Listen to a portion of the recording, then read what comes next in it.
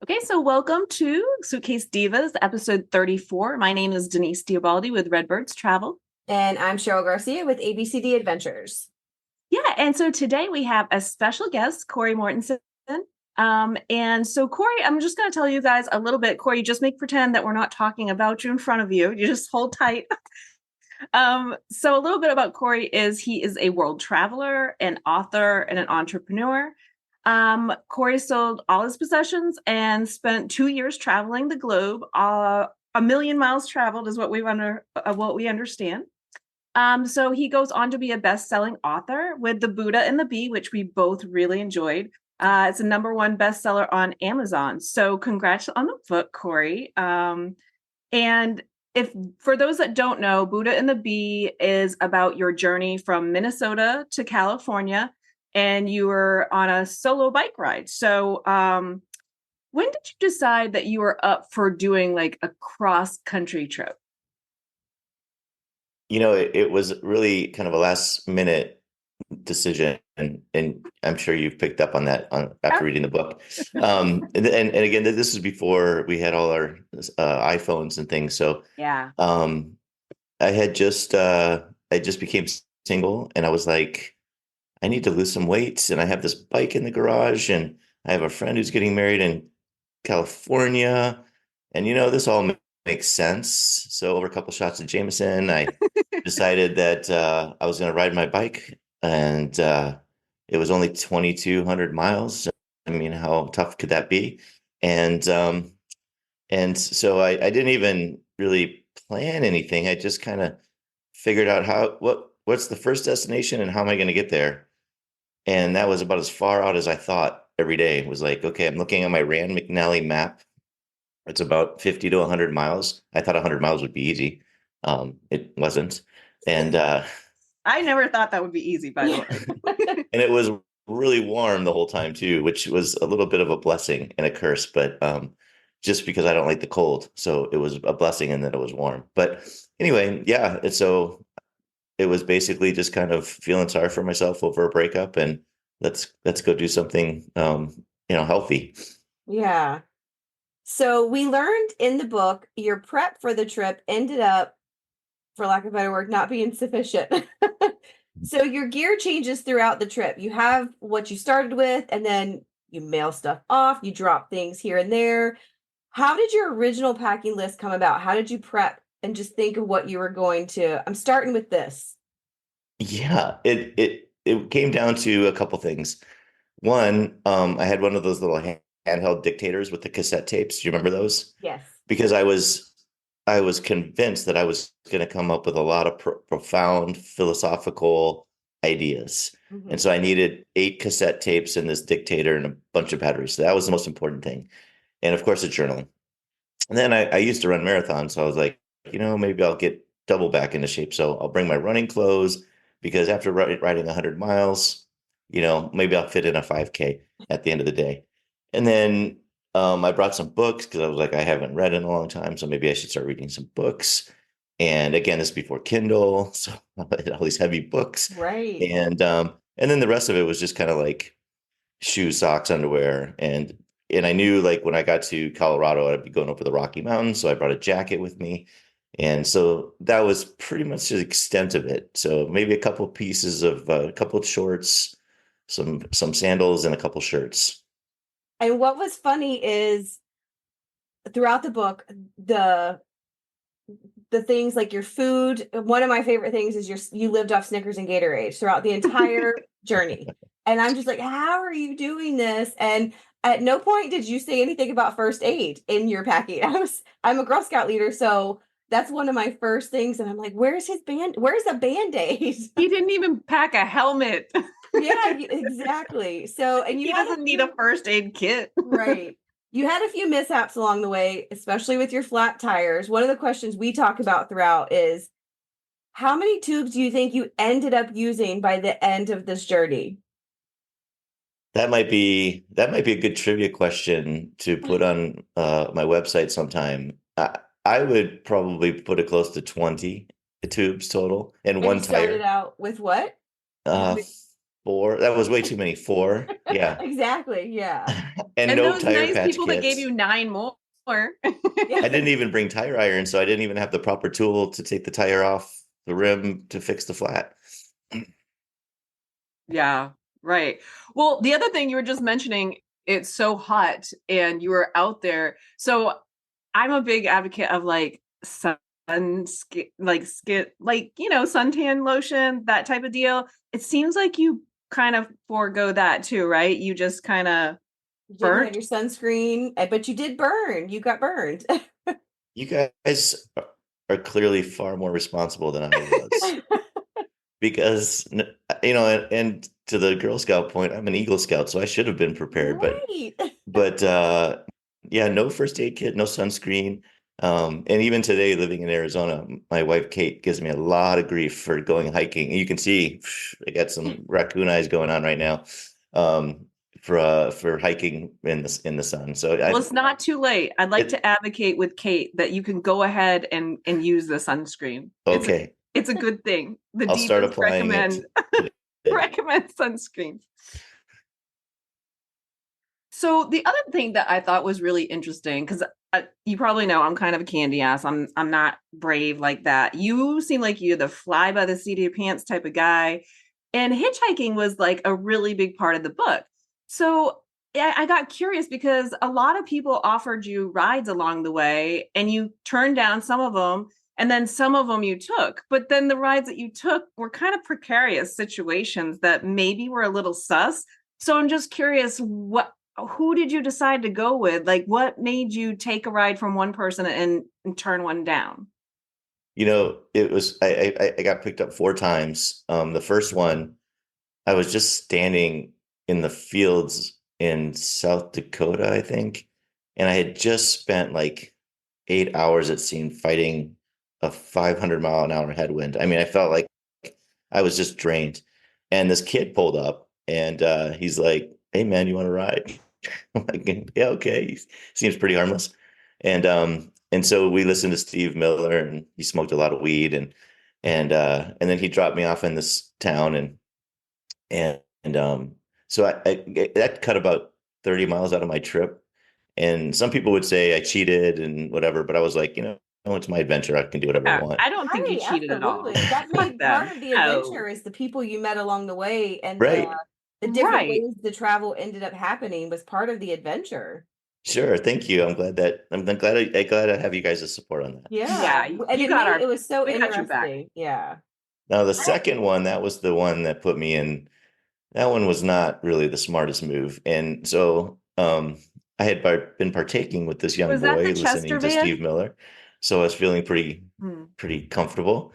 And I was again looking at farm fields for whatever reason. And these guys pulled up and they asked me if I wanted to ride to Grand Island, which was like 10 miles. And I said, sure. And then we put the bike in the back, and then I got in the back seat and I realized all the windows weren't tinted. They were spray painted black.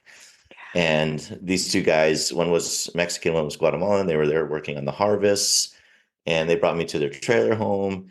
And I was like, I got to get my bike out of the car. I got to get my pack out of the car. And why am I at a trailer home? And then it turns out that they tried to convert me into Christianity, and it became kind of went down this one weird road. And then I, I don't know if they had any malice to them. I'd like to think they were genuine, but I Hmm. didn't feel comfortable. So I got on my bike and took off. And another time I tore a tire, so I had no recourse. And there was a repairman that picked me up, and he was really sweet. And then another time I broke my chain, Hmm. and I was out in the middle of Vernal, Nebraska, or the Colorado, Utah area, and there's nothing out there. And so I just took whoever was willing to stop, and it turned out to be some guy who worked on the oil rigs, and he was really sweet and took me to a bike shop. So, That's awesome. So have you ever picked up a hitchhiker? I did. It's funny, after this trip, I got back to Arizona, and bought a Volkswagen bus, an old hippie bus. Hmm. And I had to go pick up Nice. all my stuff because if you read the book, you'll know I leave my bike in California. So I'm like, well, I got to go out to California, pick up my stuff. So I'm driving up the PCH in my little hippie mobile, and I meet a guy in Santa Barbara, and he looks pretty harmless, and he wasn't. And so it was like a real long ride from Santa Barbara to Carmel because there's no real place to have an excuse to kick somebody out of your car. Right. Yeah. Yeah, Oh. he was he was an interesting guy. Yeah. And I've So also just recently picked up a guy who was stranded on the road because it was like 109 degrees, and we became friends. Actually, he's from Mexico City. He was here visiting, and we still kind of chat every once in a while. that's So awesome. I was just yeah, curious. We really were, we talked about in between reading, we would message each other and be like, what did you think about this? And hitchhiking was one of them. And that was just something I was like, I wonder if he'd ever done that. Cause it's different when you're on the receiving end to the offering end sometimes. You got to think that through. So that's very interesting and awesome that you've done that and had mixed experiences, which I think is par for the course for hitchhiking. yeah, I think so. 50-50. Yeah. One of the things I found really interesting about the book is you talk about math on this trip a lot. And Denise and I were talking about how our interpretation of it, we felt it like it was almost like math was your travel buddy. I felt it was more of your person that was your companion. And what did you think it was? What was your I opinion thought of it? math. So what I got out of it, it was like your almost like your motivate, like it helped you get through the miles and the hours. Like you were focusing, it was your drive. You were just like, let me get through these next 20 miles by thinking about, the math of it all. I thought it was kind of like your Comfort. driving force. Like it Yeah. helped you, your support system. Um, So how did that that's what I thought. relate, yeah, to you did you realize that you were using and talking to the math? That's how I felt. You were talking to the math throughout this whole thing, and that was your companion. Because like you said, we didn't have our phones where we could just be playing music or listening to books or whatever. That was how I pictured you communicating with somebody or something throughout the whole thing. How did math play in? How did it help you with your journey? That is an amazing question, and nobody's even talked about it. But it was like it was as I kind of mentioned, it's like being in a prison cell and you're counting your paces back and forth. Mhm. You're out in these open fields with no real sense of anything. Every once in a while you see a lighthouse, or I call it a lighthouse, but a water tower of a small town, and you know that okay, and there's someplace I can at least look at a human and maybe talk to somebody, get a Gatorade or whatever. And yeah, so the math was definitely, it was constant. It was I would look down and I'm doing 17 miles an hour, and I knew I had 92 miles to go. So and I'm not really good at math. So fortunately, it takes me a long time to calculate these things. Mhm. And then I was like, well, what if I go up to 18 miles an hour? And it was just a constant keeping my mind occupied. Otherwise, I don't know what else I would have thought about. Yeah. And I've done that on mountain bike races where I've done like a 100-mile mountain bike race in loops of 25, and I'll get to the third loop and I'm like, where I don't remember crossing this bridge because my Right. mind was so occupied with something else, and I had crossed it 2 times before. But it's funny how your mind just kind of closes things Yeah. out, and then Kind you're of like, like tunnel oh, vision. You're just trying to get to the destination, the And final that's why absolutely. when Denise and I were talking about, I felt like math was talking back to you by giving you that challenge and giving you that process and working you through. So I was like, that was your companion. She's like, that was his comfort. We had a pretty good discussion about the math in your book. I like that. That's really great. Yeah, you're right. I mean, it really was. That's what it became. Yeah.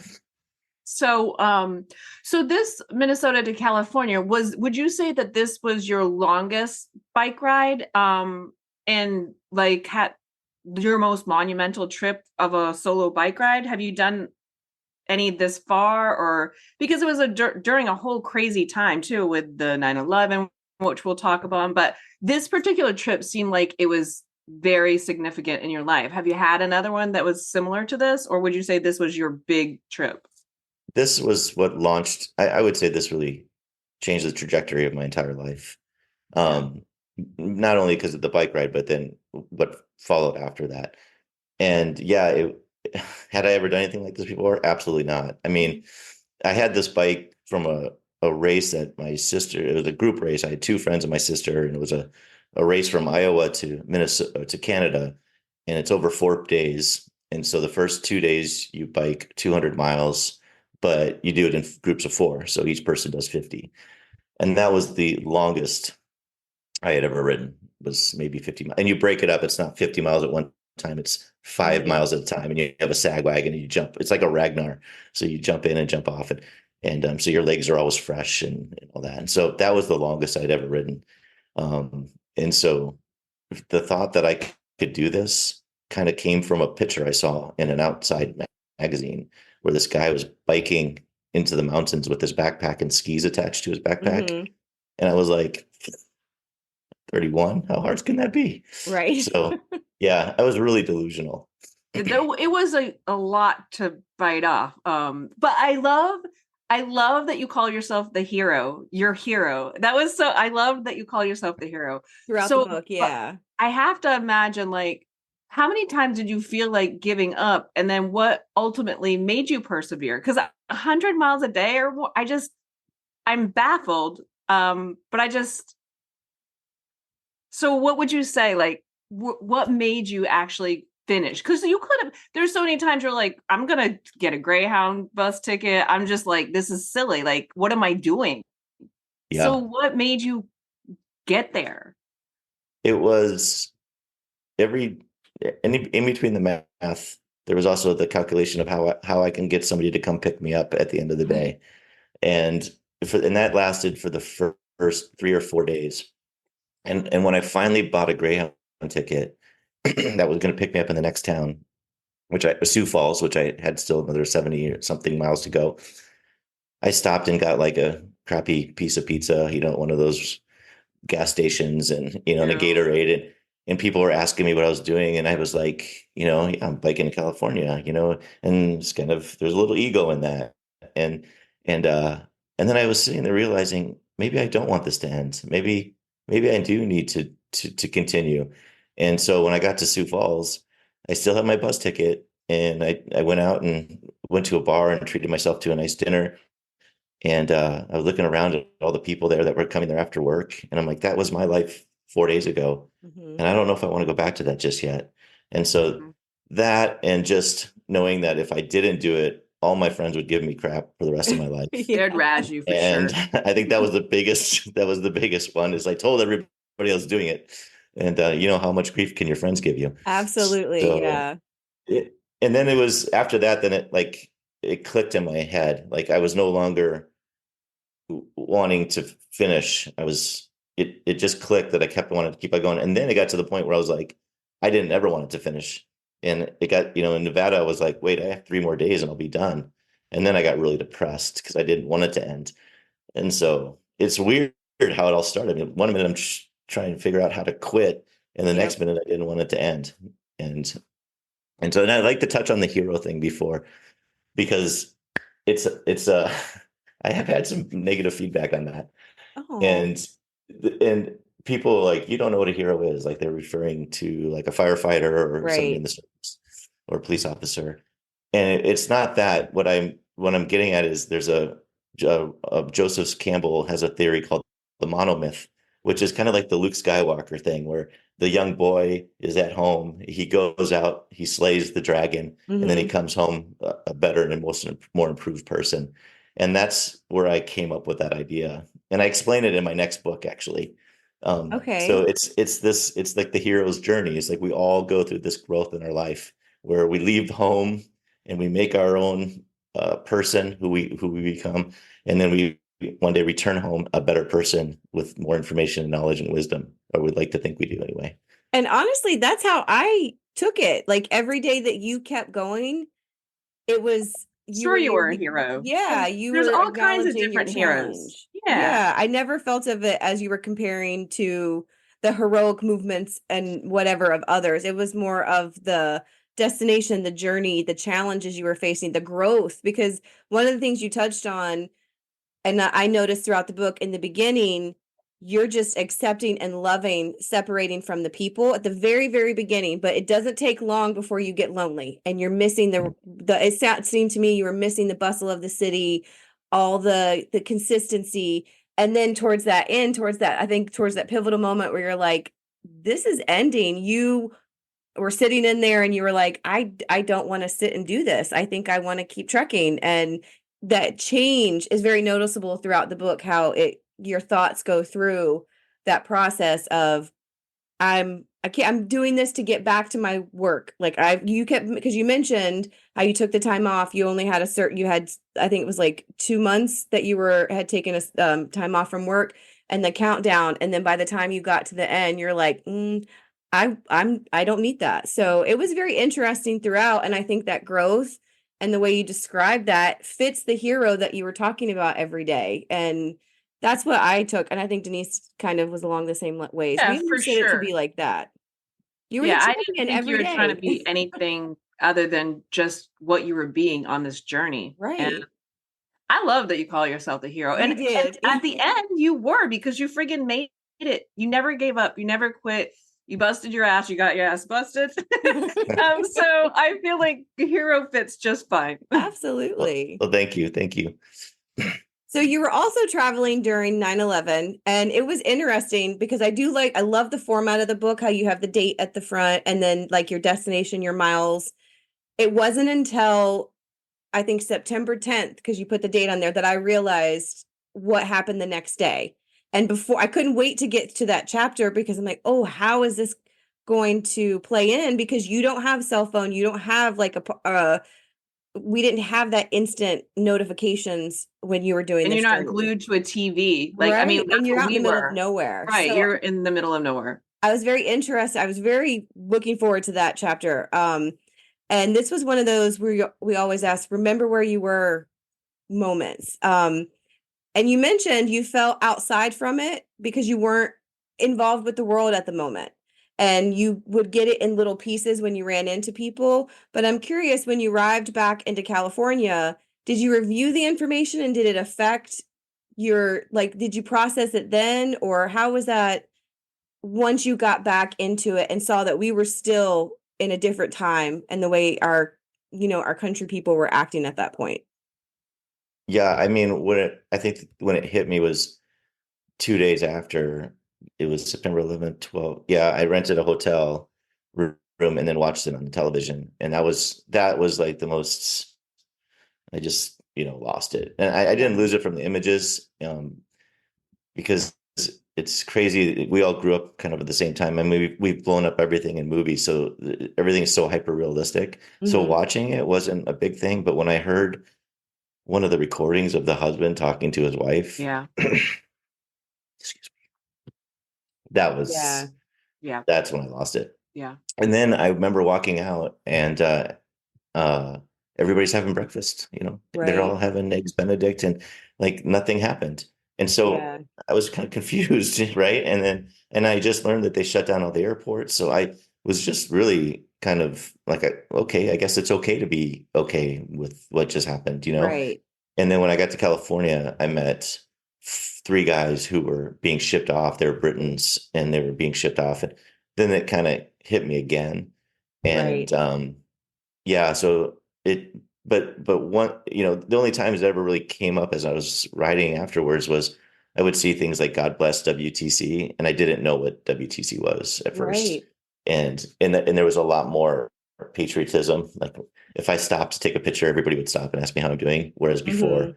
they would have just thrown an empty beer can at you. It's like Right. it was a completely different feel Everybody the kind rest of of the came way. together. I'm sorry. I said, I feel like everybody kind of came together after that, Yeah. and Yeah. just was more supportive and more loving and more patriotic. Right. Yeah. And It I'm was, curious. Oh, sorry, go ahead. no, that's it. I'm curious I can't wait to read book 2 to see how you navigate post 9/11 travel, because so much changed quickly with travel. And you do, at the end of this book, you do continue your travels. So is that, just give me, I just want a little tidbit. Do you have some issues when you were traveling after 9/11? Because you do continue and you leave the country and you're No, like, as a matter of fact, one of the first chapters I read about how shocked I was that there was no like over heightened sense of security at the oh, border, and okay. how I was just kind of waved through and it was just like business as usual. Now, let's be fair, and I know this was a huge event. I'm not Hmm. minimizing it, but in the mindset of everybody, like sometimes 1 week is enough for us to forget about something. Right. And I'm not saying people have forgotten. I'm just saying sometimes it's not in top of mind anymore. So when I got there, it was almost 2 weeks after, maybe 3 weeks after. So maybe things had calmed down. Maybe initially there was a whole bunch of security and things. But when I crossed the Mexican border, it was just like the guy just waved me through. I had to search out somebody to stamp my passport. Oh, okay. So Yeah. I So, can't and wait to then, read book 2 to hear about that. Yeah, because I was curious. That's interesting to know. yeah, I mean, and all the way down, I made it all the way down to the southern tip of South America. And it was, I can't think of a time that was ever mentioned. Oh. Yeah. Yeah. I don't know if that's a good thing or a bad thing, but it just wasn't part Right. of any Uh, conversations I ever had. But it was one of those things in my mind, like I wonder how this affected moving forward. So it's very interesting to hear from that side for sure. It did change my plans later on because my plan was in Europe to go through the stands in Iraq and all that was just not Oh, an option yeah. anymore. Yeah. Yeah, Okay. probably best not. Yeah. Well, the another thing I realized a lot in the book is it's very rich in history. Like every town we're going through, it's like we're learning about everything. Is that you said you brought a journal and you had your recordings? So that must have been something where you're like, this is what I want to. Did you research a lot after writing the book? And did you know you were actually going to be writing a book about this journey when before you went on it, or it just was so monumental that you're like, damn, this could be a book? Like, how did that process come? Did that journey make you an author, or It wasn't my intention. It was not my intention. What happened was is I was emailing people at libraries when I could find one, and my email CC list got bigger and bigger. This is before Facebook and all that. Right. And it was just friends saying, "Hey, my friend wants to follow your travels. Can you add them to your list?" nice? And so it turned out my cousin was telling me that like every Thursday they would have a little at lunch, they would all read the email so they could share it. And so she was sharing it with all her coworkers, and she kept on hounding me to write this book. And I didn't. What I didn't realize was my dad saved all my emails and he gave me a CD of them later on. And so I Oh. just sat on it. And when I wrote it 20 years later, um, it it was something I wanted to do. I had written it and I wrote it on an iPad and I had it all written out and I was super excited and I left my iPad on a plane and I was like, oh, I just lost everything. Oh no. And then when I sold my business, the company issued me an iPad, and that's when I learned about the cloud. So I logged Oh. in, and all of a sudden the book was there, and I was like, "Oh, this is fantastic!" And then I wrote it, read it, and it was horrible. It's just horribly written. So I started over, and the first phase was just like, okay, where did I go? Point, get the facts, Hmm. and with all the notes and everything. Then it was a little bit. Then I got into the history of the places and stuff like that and I was done. And I had this editor who I picked because she was exact opposite of everything I stood for. And I knew that she was going to give me a really hard time and really push me. And she did. And she goes, well, you have to add all this other stuff, your thoughts, your emotions, and all this. I'm like, no way. I don't know anybody out there who's going to read this book, but I don't want them to know that much about me. And we did. And it turned out to be, I mean, that's where I get a lot of the praise is people telling me how, you know, how they see the emotion and some Right. people who've done long distance trips will say the same thing. They're like, yep, I feel empty, lonely. You captured it really You're very well. So relatable. Yeah. Yeah. yeah, I mean, if you're, I would say if you're interested in doing a cross country bike trip, this book would not be the book to buy No, it because is. it's going to tell you, it's just going to tell you all the bad things. I think It was it's a so journey. It was an right. arduous journey. Yeah. And it was one of the things, and I related to this with you because I envisioned, because I do this. Have my plan and I see the end. I see the end of what I want it to be, what I want it to look like. I don't always have all the steps in a row to get there. It kind of builds along its way. And I think a lot of people can relate to that. And it's also encouraging to get people to get on the bike and just or whatever the adventure is and go for it because there's going to be some things that happen along the way, but that builds who you are, that it's persevere through it, you become the hero, you are a hero when you do that. So we related to kind of all of that, the way you put that together and the way it came out, and not just for biking. That's why we've been telling people, doesn't matter if you're a biker or a traveler, this book is about the journey of a person through something. Mm. So I'm glad you went back and put in all that stuff. Well, Yeah, thank because you. that Thank you. that definitely would making you relatable and making you human because nobody's perfect. And it's kind of it was just very genuine that you were going through this. And you told us a lot of stuff like the sock thing. I won't give that away. I'll let people read that. But you were you're just put it all out there. So one thing I will say, it's driving me crazy. I just have been so curious to talk to you today, because the name of the book is The Buddha and the Bee, and I'm all about bees. If you know anything about, like, I'm all about, the good of the hive and how the bees all work together to be part of their community. So in this particular title, I'm wondering, like, who's the bee? What does it symbolize? How is that part of the story? Well, the title was, I was trying to come up with the title, and it's like naming a kid, which I've never had the pleasure to do, and probably that a lot of kids out there thankful that I didn't have the pleasure. But I was trying to come up with the title, and my brother had just stopped over, and he worked at a landscape place, and he had this giant Buddha statue, and he was asking if I wanted to put it by our swimming pool. And I wasn't sure how I wanted to design everything. And I was like, don't worry about it. Let me think about it. So I went out for a hike and I was up in the mountains. It was springtime, and there was the flowers were blooming, and I saw all these bees. And I was thinking about his Buddha statue, and I'm thinking about probably math, and I see these bees, and I'm like, Buddha and the bees, oh, bees. And everybody likes Buddha. Everybody likes bees for the most part, unless you're allergic. And I'm like, Buddha and the bee. So I literally ran home so I wouldn't forget it and wrote it down. And then I Googled it, Buddha and the bee, to make sure nobody else had this title. And what I came across, if you may, I'm going to read from it because I don't have it memorized. I came across this quote, and I was like, oh my gosh, this is the perfect quote for the book. And I'm going to stick with this title. And the quote is by the Buddha. And it says, as a bee gathering nectar does not harm or disturb the color and fragrance of the flower, so do the wise move through the world. And I was like, I'm not saying I'm wise. I'm just saying that's the way we should travel, undisturbing, you know, our surroundings and coming out more positive and wise. So I was like, I'm locked in on that title. Nice. All Yeah. right, I like it. That all makes sense.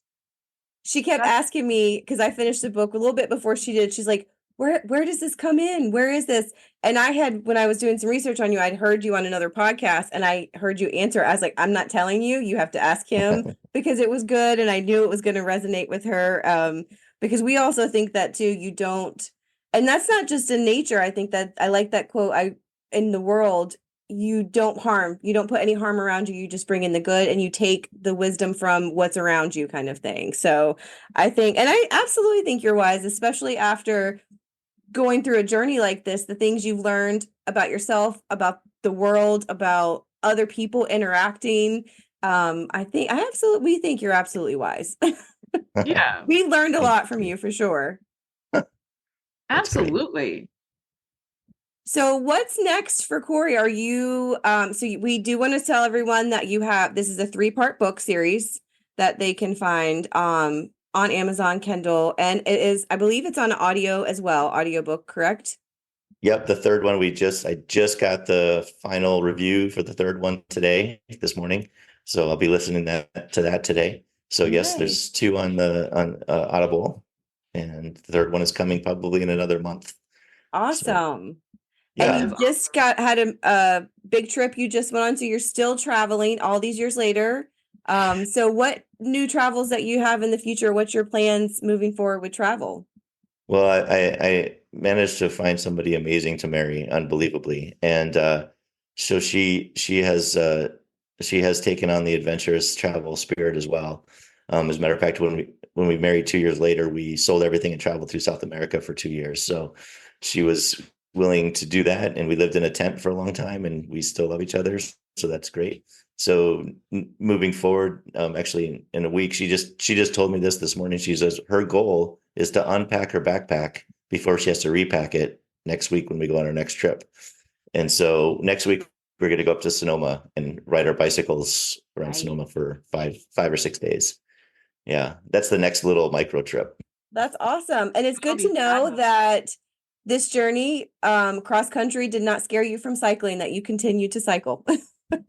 I've done a lot of more cross country trips after that, so I really enjoy it. Now I call them credit card trips, where I just carry a credit card, and now I just go to Marriott rather Oh, than there. finding that makes life a lot easier. Last summer I biked from Canada to Mexico on the Pacific Coast Highway, and it was all nice hotel to nice hotel, Yeah. so Nice. made it a lot Yeah. easier. We're big advocates of Marriott as well Yeah, because we do love a good we Marriott. get as travel agents, we get a huge discount. So Well, make sure you put down your code so you get those bonuses to everybody who listens, so when they sign up. that's Oh, right. absolutely. Yeah. So speaking of letting our listeners know, where can they find you on like your websites or your social media? What's the best way they can follow your adventures? Yeah, thank you. So my website is www.thebuddhaandthebee.com, one big word. And I try to post regularly on my Instagram and Facebook some of our trips. So if you go to our website and just click on Instagram or Facebook, you'll get to my site, and you can follow us there. My books are available on Amazon, and all that can be routed through the website. So it's a one-stop shop. If you go to the website, you can sign up Find for the you. newsletter and all Oh, that. So Awesome. And nice. we'll make sure we drop the links for that in our episode Absolutely. description and on our own socials so you guys can find Cory. But we want to thank you so much for chatting with us. We very much enjoyed your book, and we've read the first one. We're getting ready to move on to the second one. So we thank you awesome. so much for Yeah. having or coming and joining us on our podcast. Thank you. It's been my pleasure. It's been really awesome to meet you guys. Awesome. Well, thank you guys. Thank you so much. And I think that wraps up today's episode. Everybody All have a right. wonderful day. Thanks, Cory. Thank Thanks, you so guys. much.